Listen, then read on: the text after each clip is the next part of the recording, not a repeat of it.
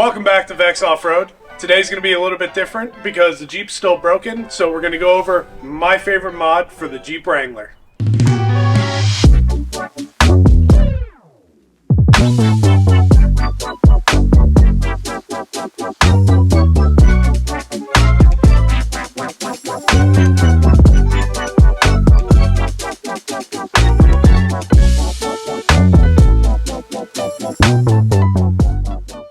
Today we're going to talk about the OBD JScan app for the Jeep Wrangler. Before we get into this video, I just want to say I am not sponsored by JScan. I'm not sponsored by iCar Pro. They don't know nothing about me. I don't know nothing about them. I just want to shout out an excellent product that seems to help me, doesn't have a lot of information out there floating around, and I think can help you if you're stuck on a problem or you're having a weird issue with your Jeep. The JScan app can do pretty much anything that the Chrysler computers can do. So like when you bring it to a dealership and they can program keys, change service codes, bleed ABS brakes, every data stream, all the things you could do at a dealer, you could do with this little cheap OBD link off of Amazon. I think they're about 30 bucks. And the JScan app, which is free, but it's about $20 for a license per vehicle. One thing that I will get out of the way that seems to cause a lot of confusion with this app is it is not a tuner. It does not tune the vehicle. It does not increase engine performance, does not change shift points, does none of that. All it does is modify existing parameters within the computers. So you could change for tire size, gear ratios, tone rings, lights, locks. You could shut off your seatbelt dinger, anything that's already included in the vehicle system, you can modify. How this app saved my skin is I have Super Duty axles, which if you haven't seen the video that I posted introducing myself in this Jeep, go back, watch that, and you'll see why. But with Super Duty axles, they have 62 tone rings, and when I built this, at the time, they do sell unit bearings with the proper tone rings for the front, and this rear Dana 60 crate axle came with the proper 52 tooth tone rings for the Jeep Wrangler. However, they were on back order for months, and I couldn't get them no matter what. So I reached out to Motobuilt, and they actually made me a custom set of 62 tone rings for this rear axle because they just don't make them because they're supposed to go into Jeep, so they only come with 52 tooth. But I had to find a way to match the tone rings of the front. So with that would cause all sorts of drivability issues because the vehicle is going to think it's going faster than it is. This is an automatic, and if you know anything about 2012 and up automatic Jeeps, they are very particular about the ABS sensors, and all four have to be working. They all have to read right. So I didn't know what to do. I was at a loss. So I started looking. They have AEV Pro Cals, all sorts of other aftermarket tuners, which yes, they will work, but this gives so much more flexibility, so many more options. So what I did was I plugged this in. There's actually a function in here if you enable advanced options where you can change the tone ring count. And even if you really wanted to go crazy, which I didn't know at the time, you can change tone rings front to rear. So I could have left it with 60 in the front and 52 in the rear and made it work, but I didn't know that at the time. You can set whatever tone ring size versus ring and pinion size versus tire size to get exactly what you need, and this thing works perfect. No issues. I have not had a single issue since that, and if it weren't for this Jeep wouldn't have moved until I bought $700-800 worth of front wheel bearings that who knows when they were going to come in. So with this, about $50 into this saved my money. And with that, I don't have to use fancy special unit bearings that are one-off. This has unit bearings that you can buy at any parts store, so I don't have to worry about getting weird one-off things, and if they go on back order again or get discontinued, it's all Ford parts. Now let's hop inside and I'll show you some of the features and the trail view, which is awesome, and I use it every time I go wheeling. So here we are in the Jeep. This is what we're working with to link up to the car. It's an iCar. Just make sure you go on their website, on the JScan website, and make sure you get the correct one, because there's a lot of different ones and they, for some reason, don't play nice. So I'll leave a link down in the description. Like I said, I'm not sponsored by these guys. They don't owe me anything. I don't owe them anything. So what you do is you reach down below here. The OBD port is on the left side in these Jeep Wranglers. Plug it in. Pull up the OBD JScan app. As you can see, there's plenty and plenty of cars, and they seem to keep adding them every day to ones you could use. All right, I'm gonna throw up down over here the screen record of this, but you go ahead and bear with me with the sound here. Turn the key on.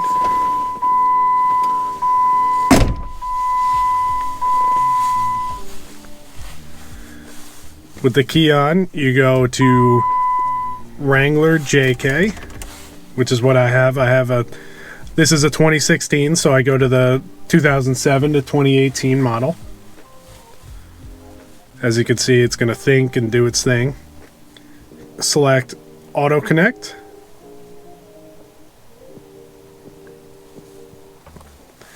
And from here, you can do all sorts of things. The quick, easy thing that I use every time, and you could probably see it in this shot, but I have a quad lock here, and I use the quad lock mounting system, and I stick it right on here, and that allows me to keep an eye on everything when I have Trail View open. Trail View is great for monitoring your transfer case mode, your engine and trans temps, what gear you're in, intake air temps if they're starting to get hot, sitting in, you know, the woods on a summer day, your RPMs.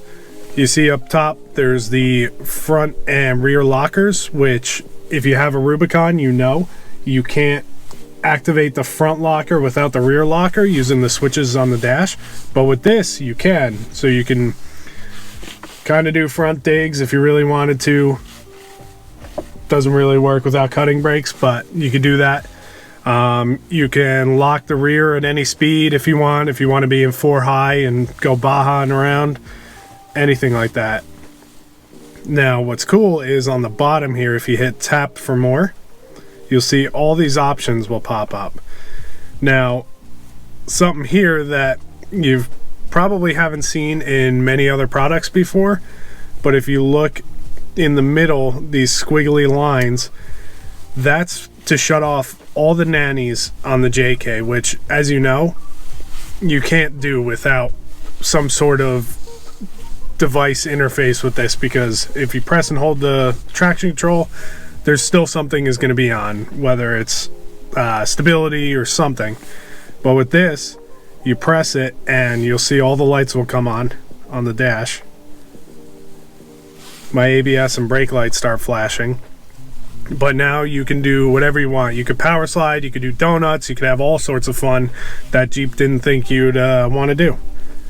So we're going to go ahead and turn that off. You can turn on the fans if you wish to cool it off. If it's a hot day, you have a temporary high idle hold if you want to, if you're going to be winching or you're going to be using an air compressor or something that's going to be putting a lot of load on the battery and you want to raise the idle up, that works perfect for that. You could shut off ABS. This, I believe, just changes light to dark on this, and then you have all sorts of settings. Now if we go back here, you have quick diagnostics, which I don't have any trouble codes, thankfully. You can run tests, make sure everything's looking good. I don't know what that is. You can jump into live data and you can select all sorts of things.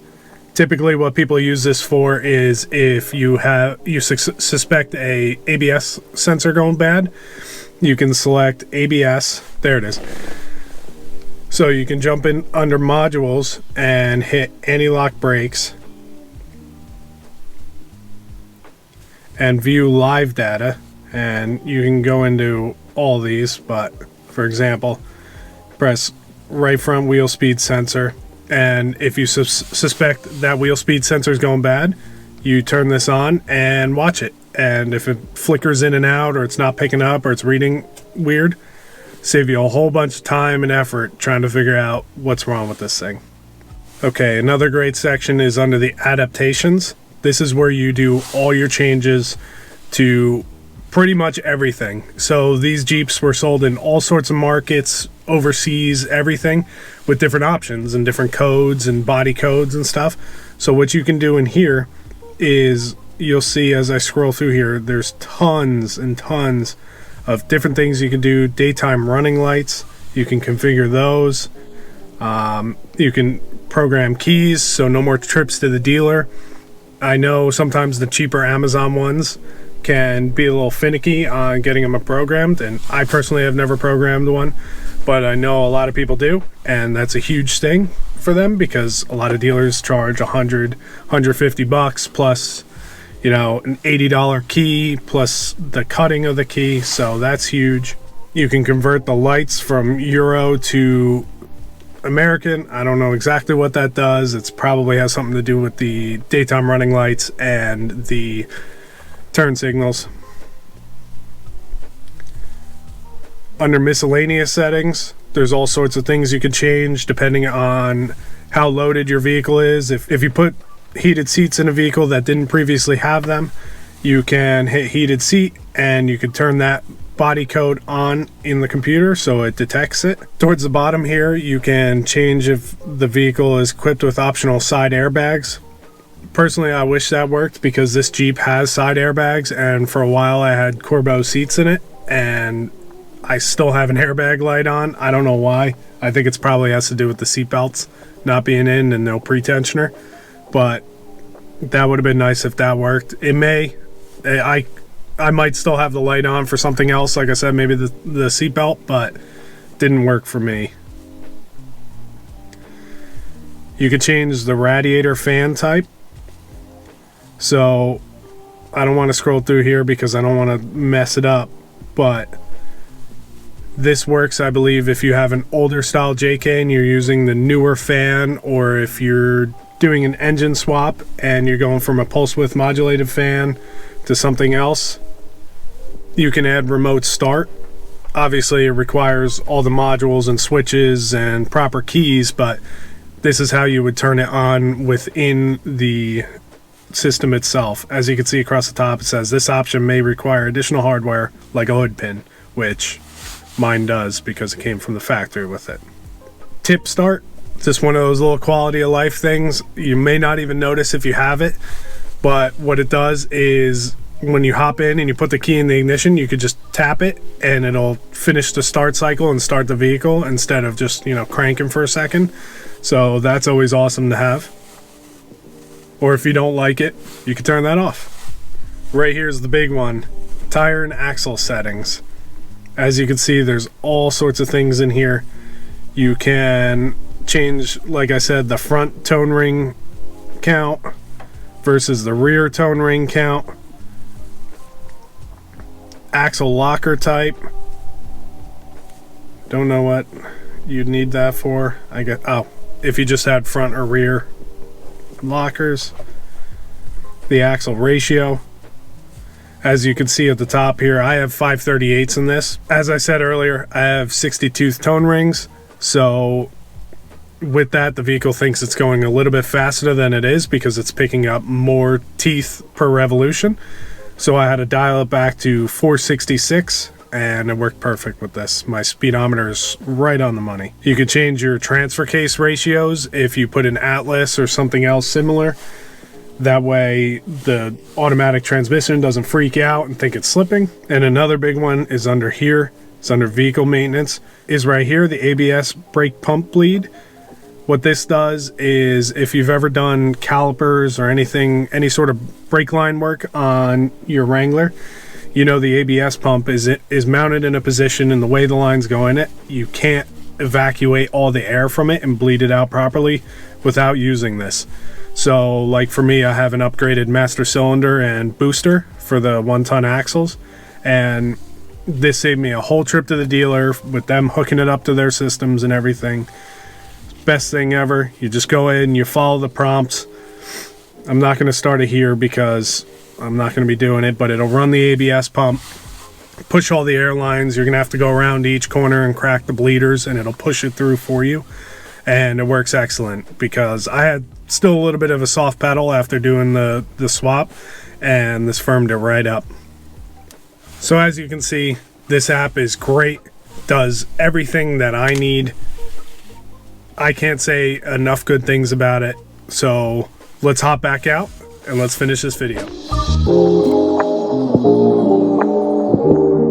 So that's it, guys. I hope that really helps you guys in making your decision whether you're going to buy one of the high-end AEV ProCals like I used to have with the dip switches, or something else. But I highly recommend this. It's, like I said, it's $50.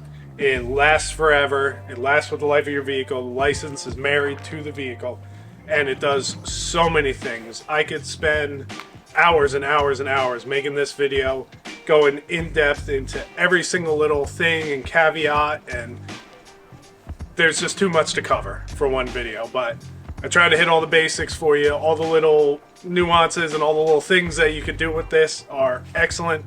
And like I said, if it weren't for this Jeep wouldn't be moving. I would have spent thousands of extra dollars out of my pocket just to make this thing move, and now I don't have to do it, and I have the peace of mind of using off-the-shelf parts that without this I wouldn't have been able to do. So thank you guys for coming back. Thank you to all my 200 subscribers so far. I hope to grow this up to 1,000. So if you like what you're seeing, please like, subscribe, and share, and we'll see you in the next one.